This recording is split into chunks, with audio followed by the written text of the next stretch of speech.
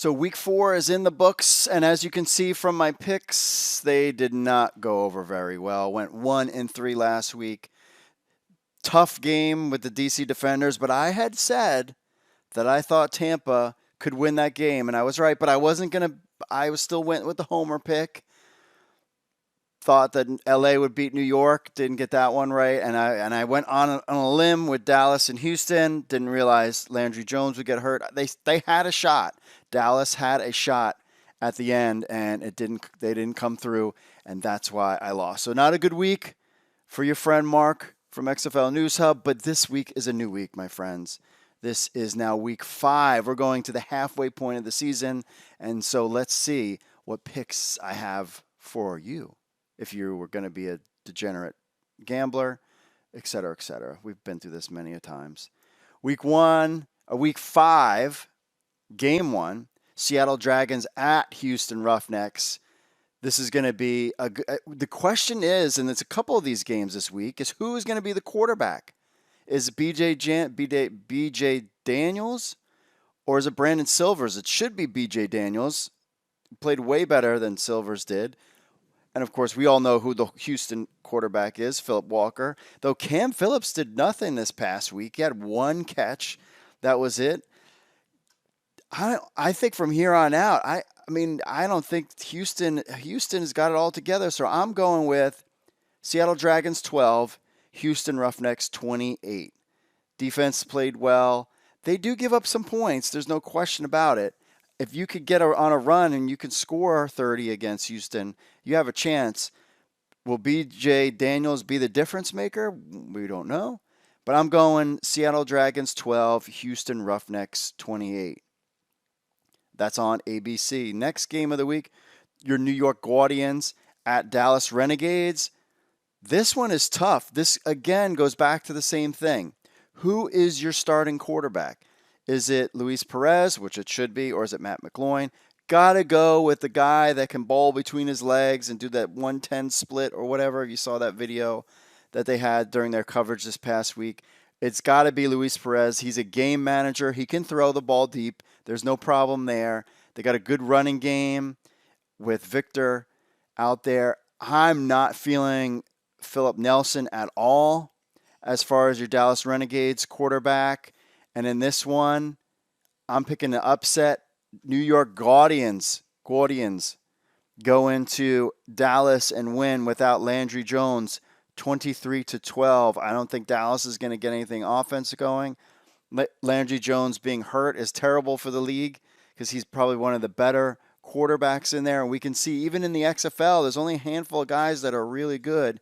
Hopefully, does Eric Dungy come back? What's Roback's situation going to be? We'll have to tune in on XFLNewsHub.com during the week. But without Landry Jones, and New York has got a good defense. They've always had a good defense. And now you have a guy that can manage the game in Perez. I'm picking New York 23, Dallas Renegades 12. Your Sunday matchup, yeah, my friends. I don't know about this, my friends. On FS1, the St. Louis Battlehawks versus the DC Defenders. Defenders have done nothing the last 2 weeks. However, it was on the road. Tampa beat them. They did nothing. They did nothing in LA. They're back home where they played well. We have an article on XFL News Hub from Mickey J. Wynn about how the home teams are winning most of the games, and very rarely does a team win on the road so far in the XFL 2.0 era.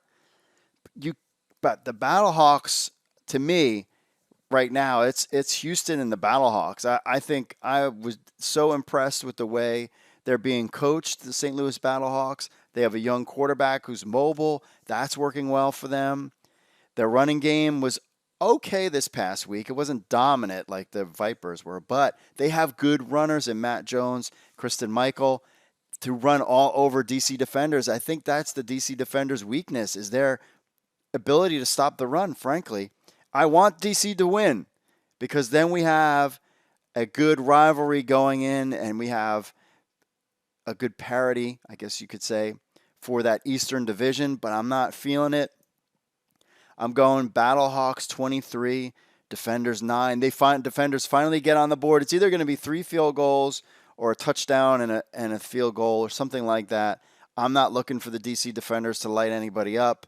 They've been so bad on offense the last 2 weeks. It seems like the wheels have come off on the bus, so to speak. It's not good for the league. It's not good, but I'll be at the game. There's no question about it.